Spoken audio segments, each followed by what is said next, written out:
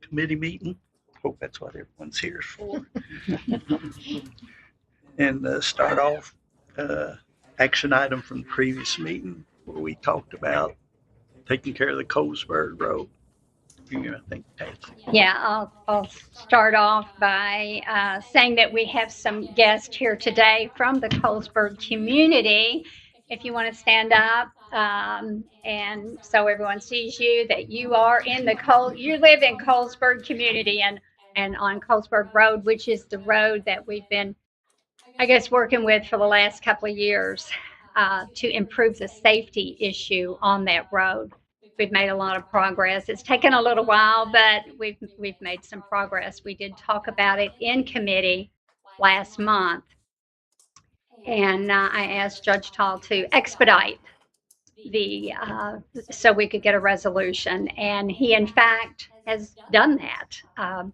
So we've got some good news to share with you today, and understand that you are here to show your thanks and support of Hardin County government, our county engineer that's also been working on this issue, the road department. Of course, I've been working with you for a little bit now, and Judge Taul, and we truly appreciate your attendance at this meeting. I know that you don't have a voice here at the meeting, but we do have a letter we're going to share here in a little while, which demonstrates your voice. And we truly appreciate the fact that you've joined us today to show your support.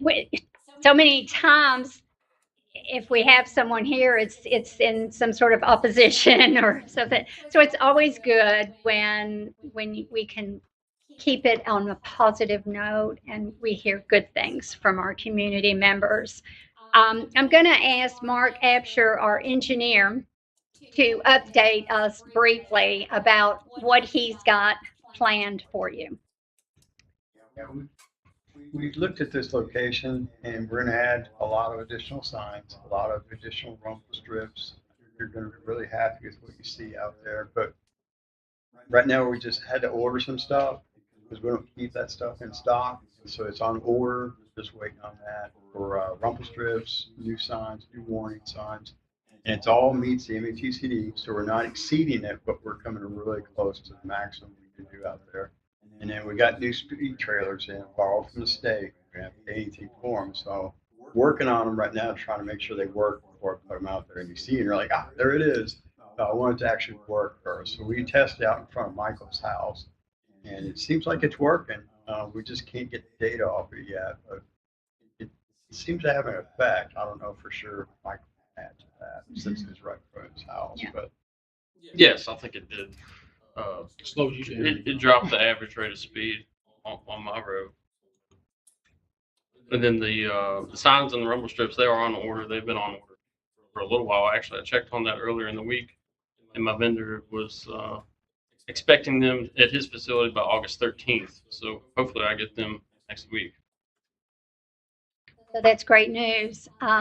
Just to give you a little bit of history, this particular strip of road, and I know we discussed it last month, it's a short distance, but it's very, very high on I guess, safety issues as far as the homes being close to the house and traffic that may not always obey the speed limit.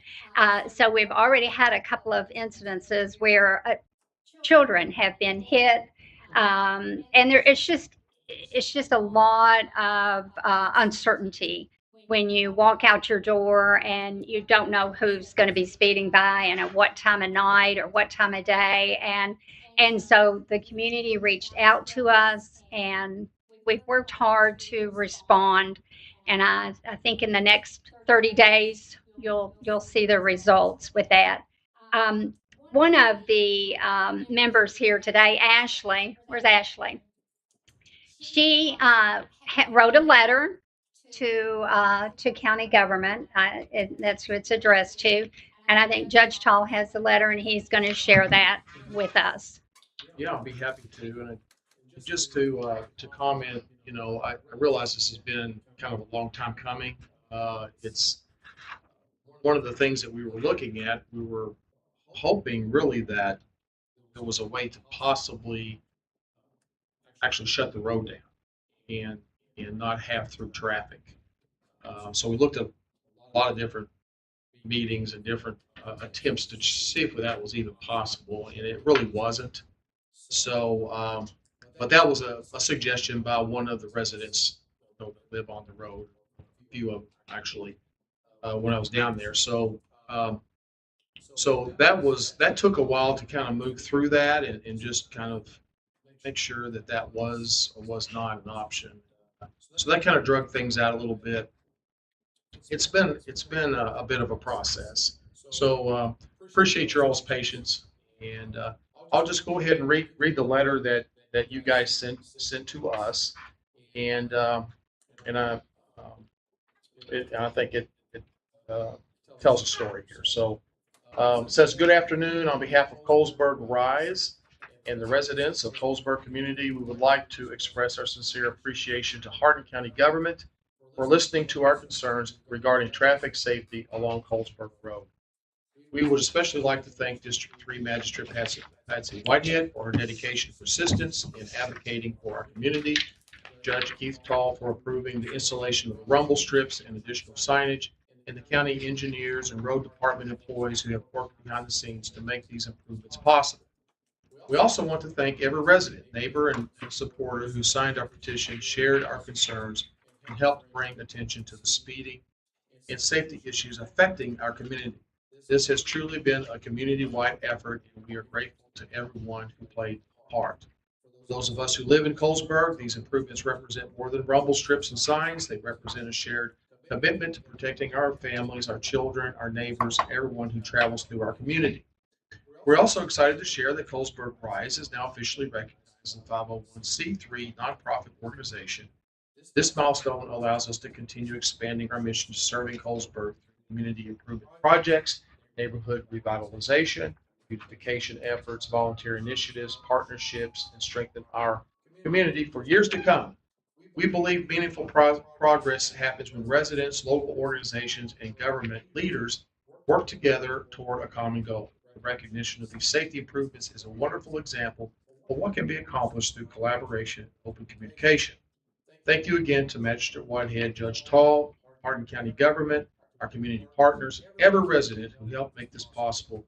We look forward to continuing to work together to make Colesburg an even safer, stronger, and more connected community. Thank you, Colesburg Rise. So thank you so much for the letter. Like Patsy was saying, we don't often get optimistic, positive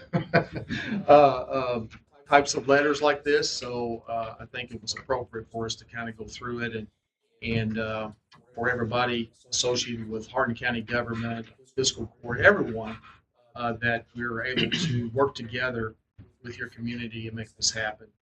And I'm hopeful that it will make a big difference in the safety, improvement of safety, especially is what we're shooting for here, for the sit right down the center of the community. So again, thanks for the letter, and we'll get this done and continue to work together in the future. Also, I want to, on one note, Colesburg Rise. The RISE stands for Restore, Inspire, Support, Engage. These folks, I have to tell you, they're a small community of neighbors and friends, but they are so big with the heart that they have for their community and what they want to do in that community. And now they're a nonprofit. And this, believe it or not, next week is Nonprofit Recognition Week. So it's just so timely that you're here this evening at this meeting, and we wish you all the best with your endeavors in improving that, especially that strip of road that you guys are working so hard on. And thank you again for coming out. We really appreciate you. Appreciate it. Thank you. Any other comments or? Okay. Next up is Stephanie. You have a few items. I do. So I have a couple of things. We'll talk about the very first one on litter abatement grant. So that is one of our annual grants we apply for every year. I have submitted that agreement over to Jenny. She has approved it. It's been emailed back to me. I am asking to put that through fiscal court on the end of the month here to apply for our litter abatement grant.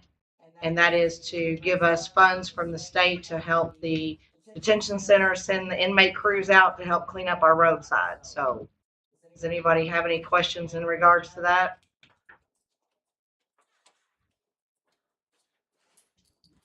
I'd like to get that put on for the next court agenda if possible. Just a little bit of history on that real quick too.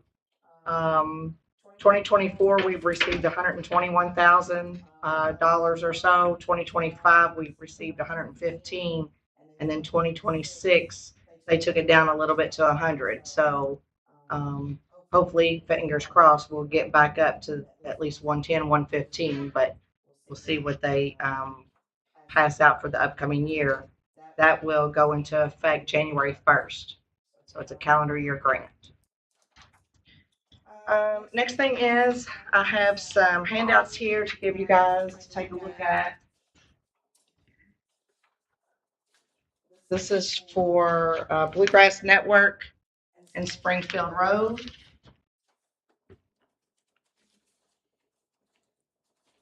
And this is for, sorry, share. Okay. Some of these copies they were a little bit bigger, so.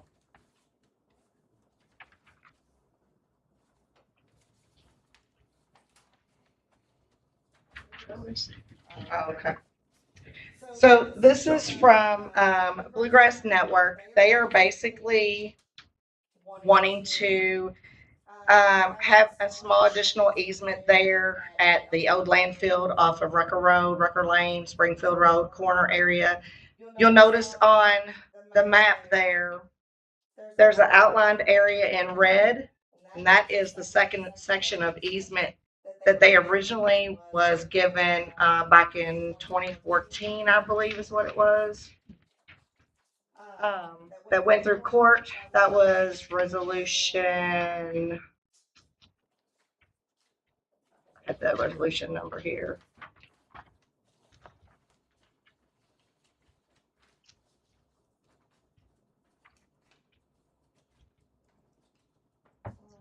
It was April 22nd of 2014 was the right-of-way easement. So this additional one, if you look at the map section, it's a very small little blue square at the bottom right-hand side of the red square. So this is an additional small section where they're wanting to put a 10 by 12 concrete slab there. This is going to be used for connection into the existing electrical poles there for no-in RECC. Its proposed easement for the concrete slab is 20 by 20 would be allowable for the area of the vehicle to park and would be placed from the roadway site parking area would be on the proposed site. The concrete would be a 10 by 12. Equipment to be placed on concrete would be 2 equipment cabinets and a generator. The thickness of the concrete to be determined by the requirements for the generator.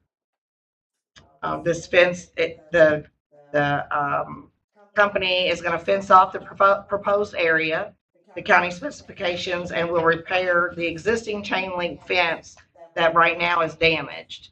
So they're going to go ahead and repair that for us while they're there as well. Again, it says there in the box, the red line is for the existing fence lines according to commercial power to be from no-in RECC pole located inside the county property near the proposed site. In reference to this, they're offering the county $5,000 to obtain this additional area easement for putting this concrete slab there. So if there's no objection to that, we would also like to put that through the next court. They will have their attorneys draw up the agreement, and that will go through to Jenny for approval before fiscal court. If for some reason we don't get it back from Jenny in enough time, it won't be on the next one. It'll hopefully be on the following fiscal court. Stephanie, are they proposing an entrance there? No, No, it's a concrete pad. the entrance will still be through the gate, as I understand it. Oh, you all are wanting to put an entrance. Okay, I apologize. I misunderstood that. Off of Springfield Road. See the little circle that's right there in the front corner of the blue box and the red box? Yes. That's where the entrance would be. So, I mean, that would be pending approval side distance drainage. Okay. Are we doing any survey work to know that it is out of the right of way? Concrete pad. I think, did you all have the survey work done previously? You have not. Okay. Yeah, from what I remember seeing it, it looks like it's outside of the existing chain link fence back there too, so it should be clear. We have a water line right in the area too, so we want to make certain that the concrete slab is not infringing upon our. Okay. So then we'll get with them and see about getting their survey work done, and also meet up with the road department and get that completed on what we need to do there. While we're trying to get the agreement drew up with their attorneys as well, because I'm sure that will take some more time. So that 5,000 is a rental access, basically. It's not a purchase. right, no, we're not selling any land or anything like that. They won't have any other rights to it without asking our permission. It's still our land. Assuming no effects on the encapsulation of the landfill. No, Since it's sitting on. well, and that area where the trash is not in that vicinity. So yeah, so we're good there too. Is that a 5,000 one-time payment? Yes. Prior to that, they paid back in 2014.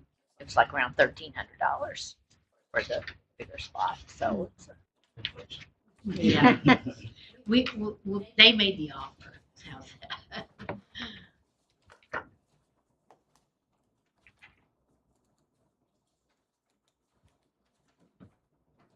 I think from my perspective, as long as water is good, road, I don't see a problem. They didn't want to go too much further until no problem them going further Just because they'd be out money. out of curiosity, do you have to have an entrance there on that? Could they not go through the other? If they went back through the gate, they would end up having to somehow or another come up and probably gravel that area from that all the way back to that corner if we don't do an entrance. So, and then they would also have to stay really close to the edge of the fence, because when you're back that far, you could potentially hit trash in the cap. So we don't want to be anywhere near that. I didn't know side red if there was access directly. And we can look at that for sure when we get with Michael and see about the site distance and all of that too. If there's a problem, we might have to go that route. I don't know yet. No. Either way, I'll pursue. I wouldn't have an objection to it either. After surveys are completed and that kind of thing. 3:49 p.m. That's good. Good to know. I keep forgetting. You lay your hand on these watches and they talk to you. Cut off.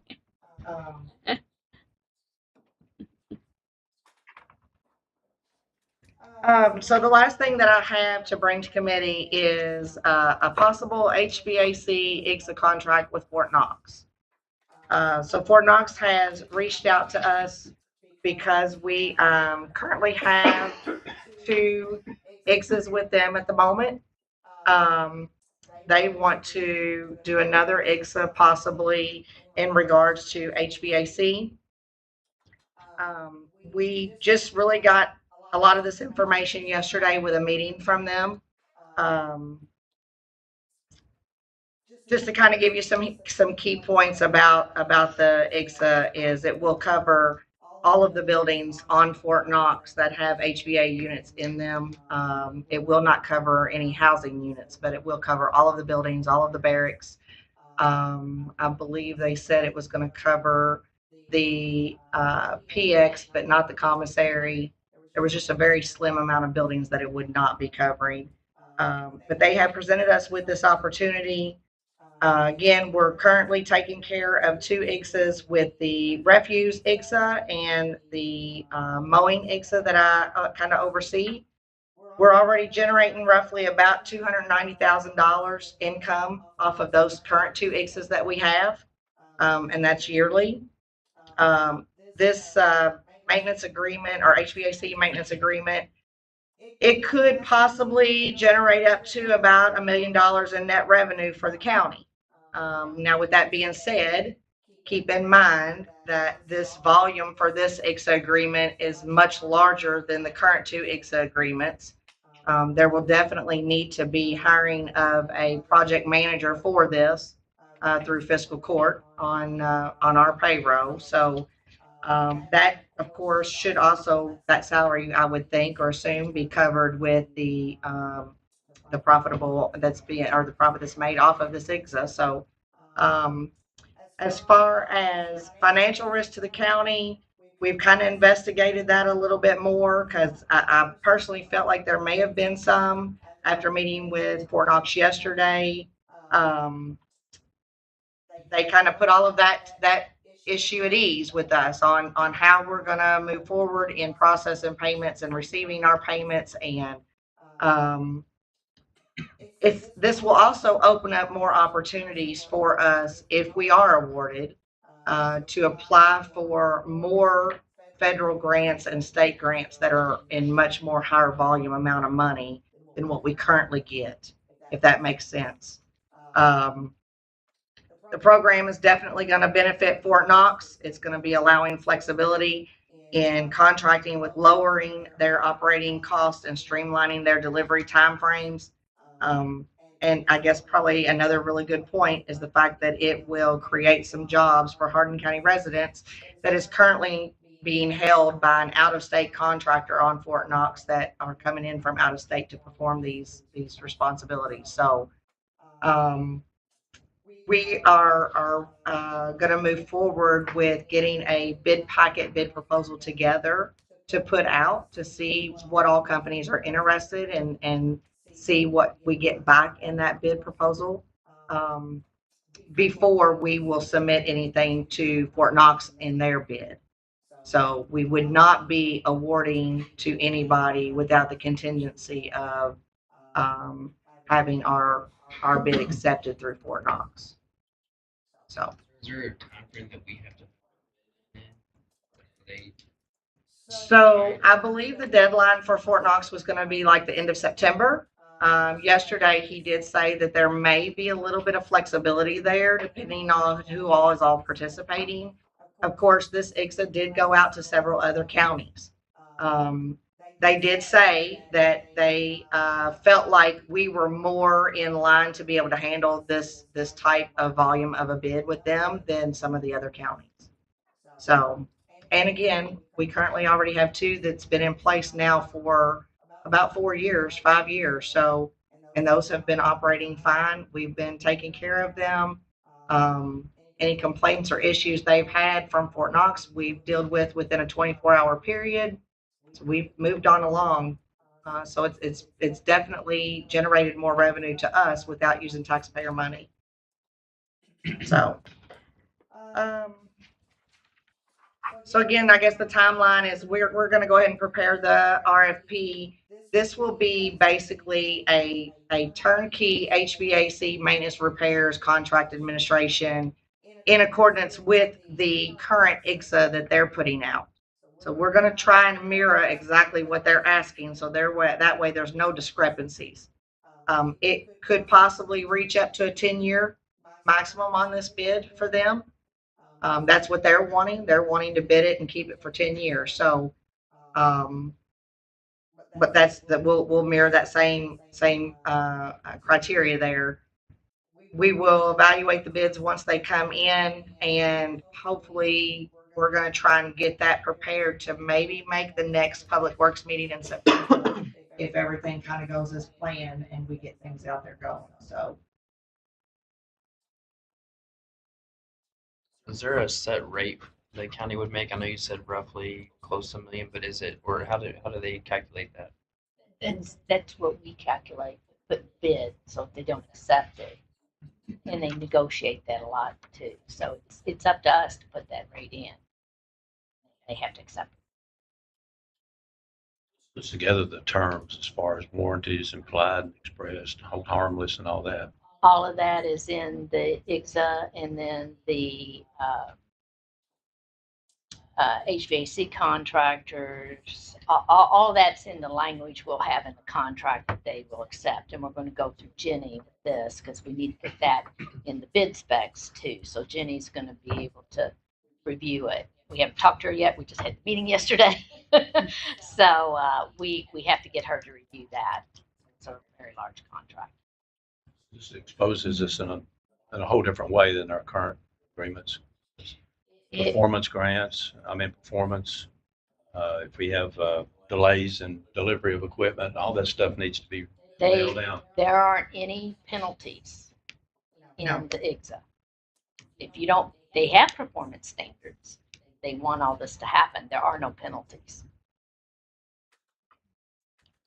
What the penalty is you get a bad rep because you didn't do this. that's the penalty. There's no financial penalty to it. The penalty is they would want to cancel the current contract, and then you're basically on the list of, not getting the invite for maybe any other additional business is what it would be. And it gives you a bad name grant-wise too. It would be key for us to find the right subcontractor to turnkey that we could depend on. For some reason, something that they didn't measure up, of course we'd have to go out and find somebody else that would. Hopefully we go out and do the best possible job that we could to find the right subcontractor, and they would make sure that they would respond to any concerns and get things done. A lot depends on. We already got the list from Fort Knox of ones they recommend that are already working there, have worked over there. And So we just submit it to them. We would just submit the RFP to them for them to potentially bid on The it. RFP just goes out. No, the RFP goes out like any other RFP we have, but it'll have specific criteria. And then so we've reached out to all the vendors, and as far as I know, they're all going to maybe submit back to us, but there could be extra after that. I know you all said we set the rate. Do you all have an idea of what that looks like, or you want to see the bids first? We don't want to say that now. This is a public meeting, and there's other people in the same, there's other counties. Gotcha. There's at least one other county. Because you had the pre-bid conference basically yesterday morning was mandatory. So there were only two government entities that showed up. It was us and me. But So are we the only two that is a bid? Correct. But, if they, and Fort Knox, of course, reserves that right. If they don't like the bids that came in, they can default back to the contract that they currently have or will have, or they may send it all back out again. But the IGZA is the easiest way and saves a lot more administrative time on their standpoint than going through Fort Knox contracting.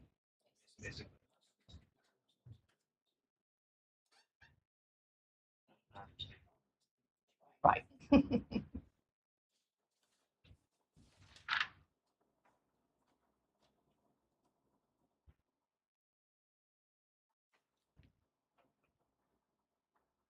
What would be the next step on this? We're going to create the RFP and get that out for the county to submit pricing.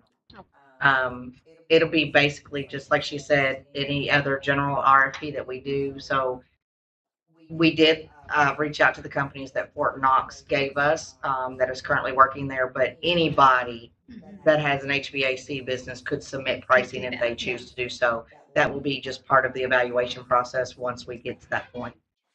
So. The potential project manager or whoever you suggested, that would obviously be a county employee. Yes. You simultaneously, would that be, how quick would we have to get that going to create a? That wouldn't be until we know for sure that we've got the IGSA, because that's ultimately what the majority of their job is going to be. That person is going to have the HVAC expertise and experience and knowledge of what these vendors are doing, because they're going to be doing a lot of oversight on post.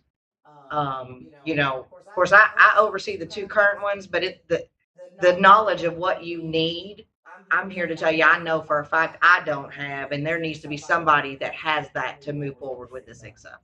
So, honestly, it's not capable for Hardin County to do that until you have that a person that you're going to put in that position. Right, and they expect that. Fort Knox expects you to have to hire somebody. But I think as far as your question about timing, we would have time to do that. I didn't know if once it's accepted, how far. It's February. It's January and February. There's a training period. The transition period. We'll put into the bid. They expect it. Training costs, hard time and everything.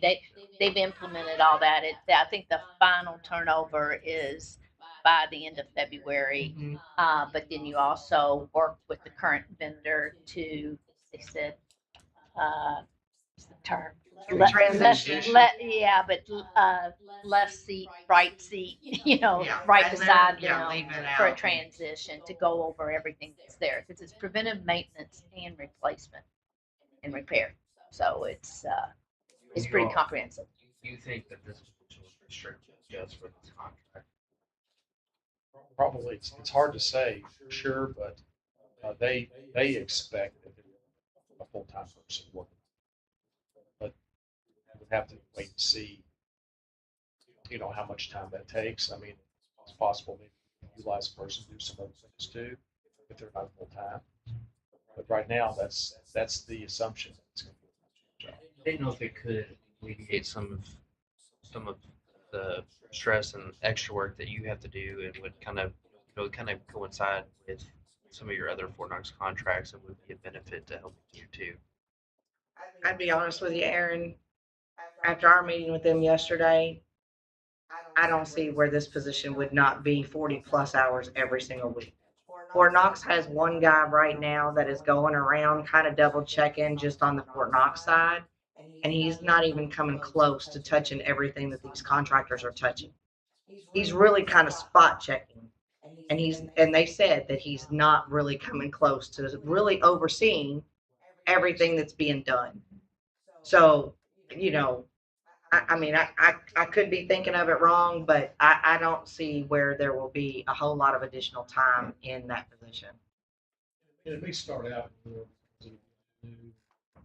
Yeah. Subcontractors, expertise that they will use. And they expect initially more. And over time, things will smooth out. I was just saying it could be a benefit if it could help you too. Yeah. Oh, for sure. And who knows? Maybe they get into it. It does a lot up front, but over time it slows. And Possibly so. I think for the first year, for sure, they say, and also for the first couple years probably, with all the preventive maintenance, because it's not been kept up. So it's somebody following up on that.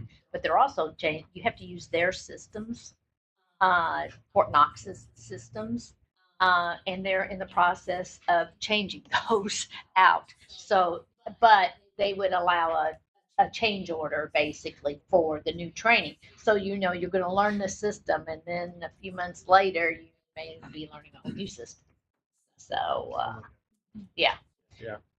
So the first year or so is going to be No housing, but how many different businesses do you have? Any notion or count on how many There's different 350 businesses you're looking at? buildings. We don't know about all. Yeah, there's 350 buildings, minimum 350 buildings.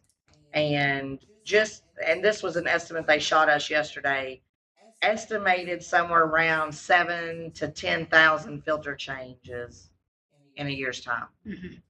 So again, one building may have Oh, 30 units attached to it. yeah. You know, and when I say no housing, I mean none of the housing at Knox Hills, not any of the barracks. All of the barracks still will be part of that. They Those are would be those regular included in buildings, that. yes. Okay. All the HRC building, all the cadet training buildings, all of, Yeah. yes. Yes. There'll be office space available there for them up Yes. there. So this employee wouldn't be here, they would be there. Well, they'll probably float back and forth. But they're going to be spending a lot of time there. The Fort Knox did say that there is a dedicated building specifically for the contractors. There's offices in that building as well. They're going to issue laptops for them to use because, again, like Bonnie said, they got to be on their systems. They'll have to have security clearances, you know, all of that. If they can't get on Knox, then they can't, you know, regardless whether the vendor or the person that we hire, if they can't get on Knox, they can't do it. So So their employees contingent. Correct. That's correct. Vehicle be involved, they need a vehicle. We haven't talked about that, but it's possible. Should be Any included in old the bid. cruisers? I would expect that there would be because it'd be a lot cheaper on the county if we supply them with a vehicle versus we make them do mileage. Exactly. As far as contract, I know this is probably like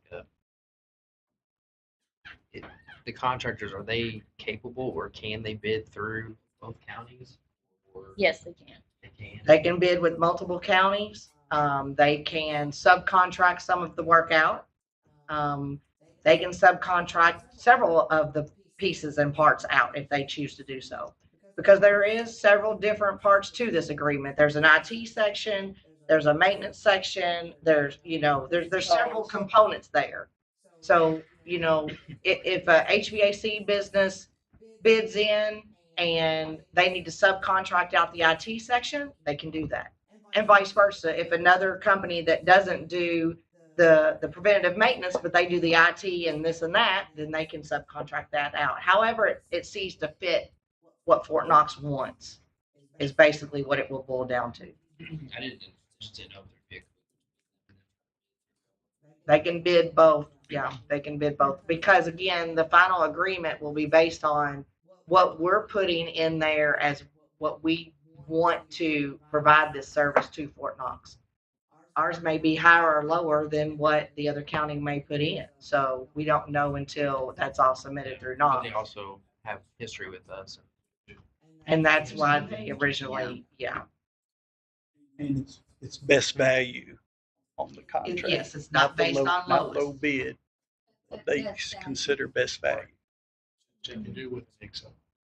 That's why we were concerned with using a lot of or at least contacting any vendors that they suggested. Because I'm sure they didn't suggest any ones that they didn't think was a good value or good performance. So You like it, you're in favor of this? I am. I think after going through everything and having a lot of questions answered, I think it's a good opportunity for us to continue to partner with Fort Knox and to help them out. And at the same time, to get some benefit out of it, and the community gets some benefit out of it. It seems like a win-win-win situation, though it's a massive contract. And I wouldn't want to try it if we didn't end up with a bid from a company that we were happy with, that we were thinking we'll be able to handle confidently that subcontractor. We don't want to create all kinds of headaches for ourselves, so I think that's going to be key for us. But yeah, I think it's something that we should shoot for and try to help out. Kenny, you were on Knox, and I'm assuming you've been a part of this. What's your thoughts? they provided us with some contractors Fort Knox has that they're comfortable with.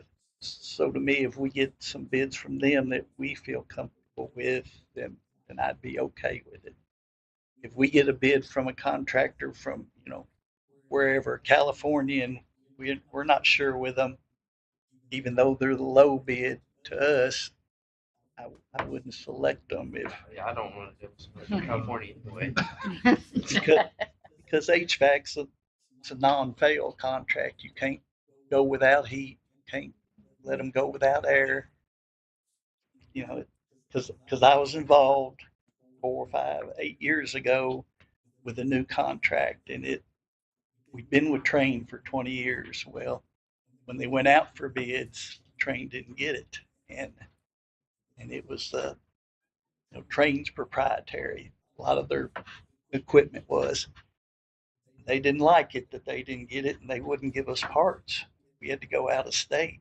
We even had to go to their headquarters because they said, or they'd price it at 3 times the cost. So it was pretty bad. That's how Train treated everybody. But Yeah. just the government. And they it was thought they during, this one's kind of coming up during when cadet commands, all the cadets come in. So you got a lot of barracks that are covered that normally are empty, and it's not, like I said, non-fail. You gotta do something, and we explained to the general, we can't get parts. Train's not cooperating. We're doing, we was going out of state. We was doing everything we could, and they was kind of understanding, but it was Not happy. They may have been understanding, but they wasn't happy. Yeah. and we got through it From your eventually. expertise and your experience. Like I said, I'm comfortable with us going out for bids. Once we get the bids, and us making the selection is where I would That's what decide whether I'm comfortable or not, whoever we think's the best value. I'd be comfortable after the contract's been reviewed. And let her, With the yeah, contract between us and the ones that are coming to bid, once we understand that, that's going to be key. Of course, Jim will be very much involved in happen. The IGSA contract, once assuming all that works, and then you present all that to Fort Knox, they provide the IGSA to us, so it'll be reviewed just to make sure, but that will be our typical. So covers all the stuff that we be concerned about. So, but it is a bit of a process, and it's a big deal. So don't want to pretend like this isn't. It's a massive contract, but I think it's the right thing to do. Like Kenny said, it depends on who we get bids from. So we get bids back, it doesn't look good. A lot of us don't feel comfortable about it. We just drop it on. Just have to. that's what I would recommend. Yeah, And this contract's a little bit different. It's a 10-year. When we was doing it, we, going through the federal regulations, they were 5-year contracts. Like Train had it for 15 or 20 years. Their employees didn't want to resign and go to the new contractor because in 5 years you could flip again. With a 10-year contractor, some of them people working there now might be willing to go to the new contractor. Incentive to do a good job. I think it's worth pushing forward because of the revenue opportunity there. That's a pretty big chunk of money. It needs to be a fairly big because we are taking risk. Exactly. But I mean, to move forward at this time doesn't make a commitment. We're not making any kind of commitment right now. So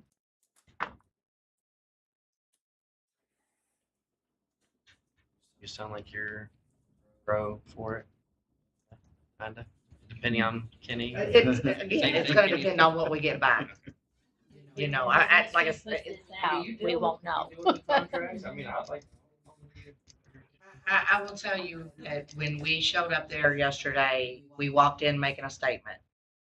It was us in Meade County that showed up, and we walked in with like 12 deep because we brought vendors with us. That's what they asked us to do, which was the ones that they had suggested. And we pretty much covered the whole room. So, I mean, it was obvious that they're comfortable with Hardin County. As of right now, they're comfortable with Hardin County. We brought my husband, Richard Ciresi, in his own company, HVAC for 40 plus years, and he did the big commercial, did in this industrial, and then ended up last career residential. So he was there too, and asking questions and our vendors, and he wants to go do it. I said, you can't do that now. But anyway, it's so we had a lot of people there, in Meade County. So anyway. And with Kenny's background, we asked him to go. Yes. And, Yeah. that was Yeah. important. I totally understand. Yeah, I'm trying to pull it. absolutely. This is a big contract. For as many resources as you can. And honestly, just like you said, we put the RFP out there and we're not good with what we get. We don't have to do anything beyond that. So as of right now, we're not tied into anything. This is really just for information to move forward. If everybody feels good, we continue to move forward. If everybody don't, then we don't. So it's not yet a tied in. This is, I don't want you all to think that you're making that decision right the second you're not. I like we don't have to make a decision within a week or two. Right? That's Or even a month. today. Or today. Well, the bid is really due September 21st. But they said, depending upon the way we are with our meetings and fiscal court, they could probably work with us, but they have to work with everybody. And also August 25th is the deadline for all the requests for information that you would ask once the Fort Knox. So that's a collective thing. They'll get back with everybody on what everybody else is asking. So we might get some new information there. And we still have some that we're going to put through, get some history. It's a fairly tight timeline they gave us, honestly. We can always have special call meetings. Right. Yeah, if we need to, yeah.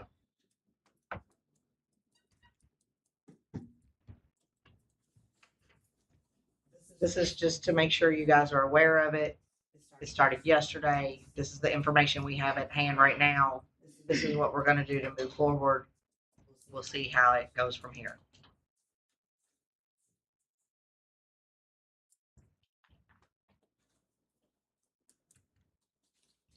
More Sounds like we need to move forward. We hope that's what. Still work to get to the Yeah. RFPs. It's going to be a long way. So, no other questions, Mark? I have a question, Martha. What's the status on, I know we had a number of bridges that were labeled poor, fair, whatever the categories are. What's our status on those as far as grants, applications and all? Yeah, I put that in the last report. We were still waiting on those 2 bridges. I'm gonna go ahead and put those in CCBIP as well. And so we'll have 4 bridges I'm gonna apply under CCBIP, but what they recommend is put 1 in, do the next, and right now, I've got some paperwork to finish up. I'm going to try to submit something from Miller this week. We've been going back and forth on design, back and forth on plans and stuff like that. Gotten some approval. So it'll be an official submittal this week. And then we'll go to the next one. I really want to try to get all 4 out this month. So I've got a pretty high. I need. Was August 31st the end of this cycle? Yes. Is that the same ones that Lincoln Trail has also like help rate and stuff when they did the ratings? No, that was the PCR stuff. The state does the ratings, and I use the state ratings, the index numbers, and all that I got from some of the state folks. So I've got a spreadsheet. I think I brought it a long time ago, and I've tracked every single one of our bridges for at least 5, 6 years. Where they were, where they stand. this latest index, the last report they did changed all that. So I went back and redid our previous years to put it to the same test as what we got now. Plus, I got a bridge index indicator from the state that shows how they see our bridges. And so Miller's, they're number one. And so I'm going to make it our number.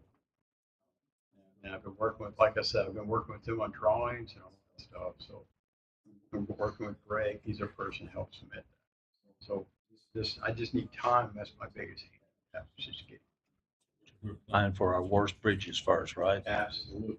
And then we'll work through the rest of it. And I've already sent them a spreadsheet of that last year, what our bridges look like. They really like that spreadsheet. They like how we're attacking it. So not only do we submitting this, but we're showing we have a plan of action. And we've been working with the road department on stuff we can do internally to help our bridges stay around. So we're not just like in the old days when they would just let a bridge fall apart. We did all this stuff on it. We're actually proactively pursuing what we can do for our side. Like we get an inspection report, working with the road department on getting that stuff that we can do internally done.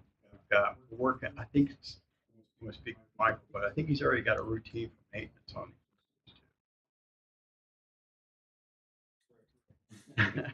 Sorry, I was going to say something.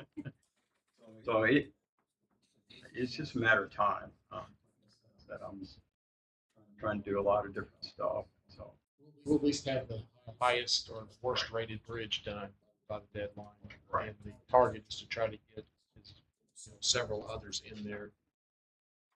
You can always, they can always reject those, which they probably would, but at least they'll be there. And if there's extra money, maybe we'll get a second bridge. and just open information, White Mills was one of the bridges I applied for in 2025, and they turned that one down. But it had nothing to do with what's going on there now. Nobody would have expected those members to fail. So even if we got it, what we suggested, what we were asking for, wouldn't have prevented this. And we're working with the contractors on that too. I sent them all their information they need. I showed them what the state said specifically about the problems out there with the bridge, why they failed it.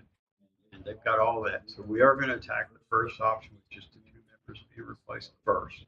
See what that value is, because the higher one would replace a lot of the older parts is going to cost money. And at least you'll have that.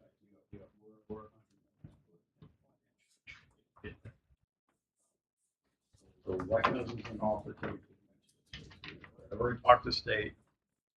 What I gather from them, they're not interested in CCVIP. Removing all the political side of stuff, things could change off that side, but just purely statistics. If I submit for CCVIP on that, may not. I think we just, Like right so. now, we just have to get the estimate of how much it costs to replace the two members that specifically that have the problem. That I don't anticipate that to be a huge amount of money. So we'll have to see what that looks like. But from everything that we've gathered that fix will not fall into the CC VIP. Okay. Right. And so we'll just have to see how that pans out. Now they could come back later and say, yeah, we're going to go ahead and do it. You never know what kind of funding come up with. Fallback positions turn into disaster. That's our worst case scenario. If you're like, can't afford it, state's not going to cover it, here's our only option. We are looking at that, and some folks are trying to get a grant for that to convert it over to a disaster bridge if that becomes a position.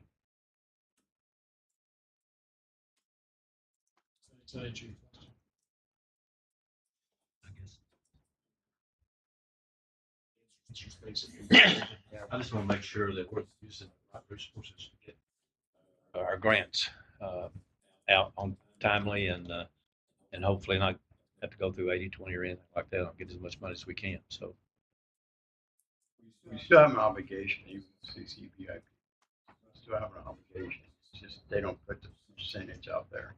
So we'll probably get some hard count labor, I work on it, submittals, all that stuff. Count that towards our that set aside pool of money that the legislature supposedly set aside this last budget cycle. Is any of that money dipping into any of that for something like White Mills? We could ask. I mean, it doesn't hurt to ask other people with the state, can we tap into that money? But where all the strings are all linked and stuff. Like I said before, we got 2 bridges that have been sitting in there for almost 2 years now waiting for them to give us that, like we did Meeting Creek. We mentioned it at several meetings with congressional people that all came here.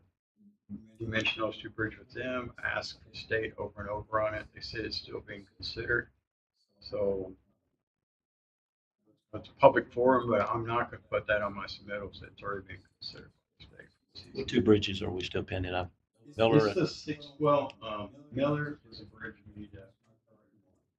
You got Saltwell, King School. You know. So you got Miller, King School, and you got Solway and Peters.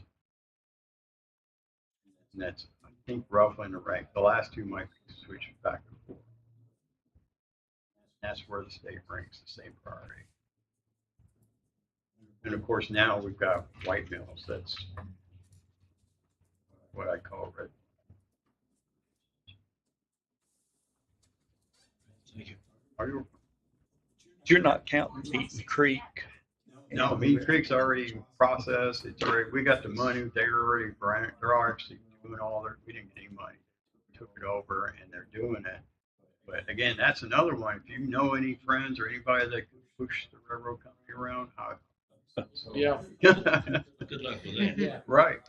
So it's still, no, and yeah, and they're trying to push. They still tell me we're still scheduled for January. So I guess they left themselves a large buffer to start building in January. And I can tell you from what I'm hearing, third, second, fourth hand, is the biggest problem is they had to change some of the dynamics of the bridge, and they want to get that approved by the railroad company.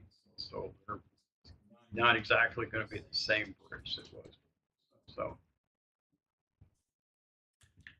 there's an aspect to it being right of way versus our right of way. It's not our right of way; it's their right of way. That before. Yeah. Any other questions? Yes, we go to Adam. Last month I went over this proposed text memo with you guys, and Jenny was on vacation, so timing wise, it got pushed back a little bit, but that text memo will go for a first reading on August 25th, and then the second reading would be September 8th.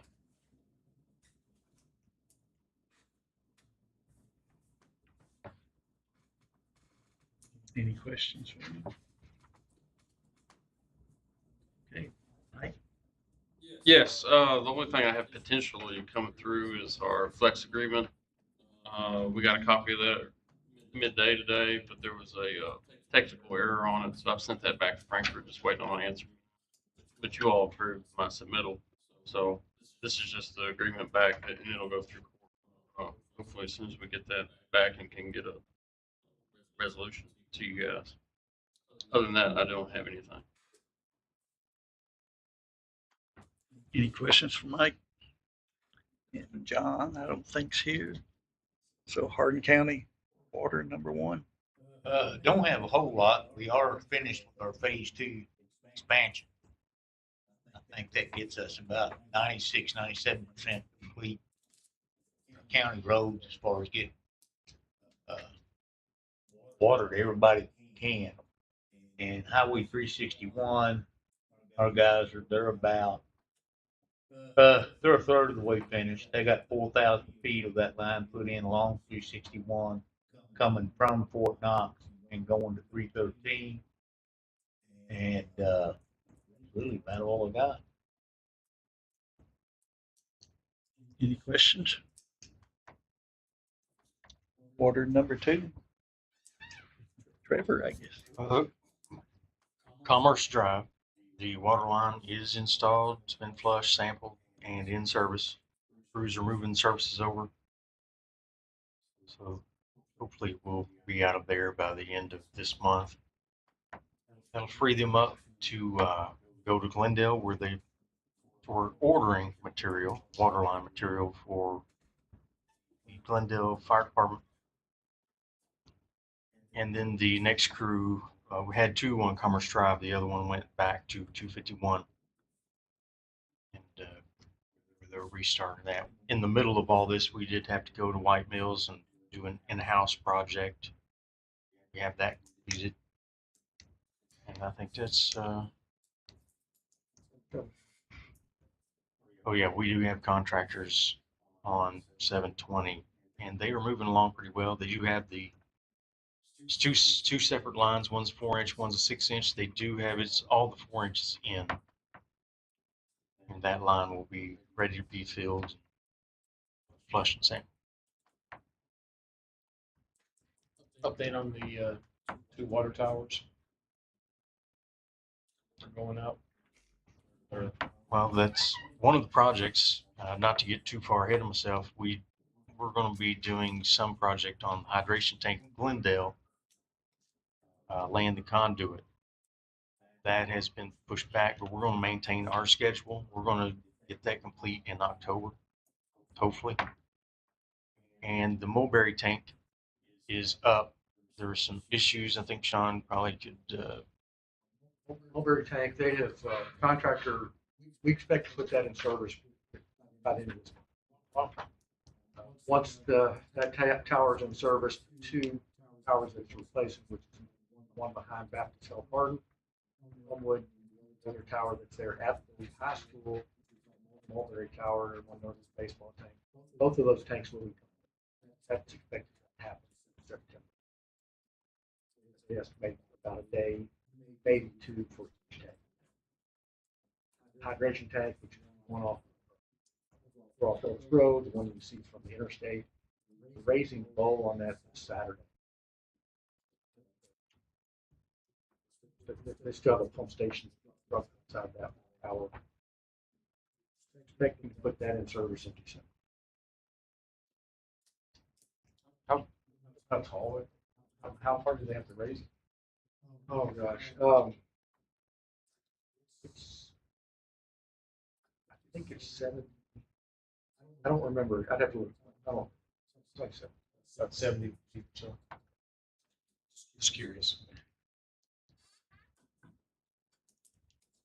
Any other questions for number 2? Judge Taul.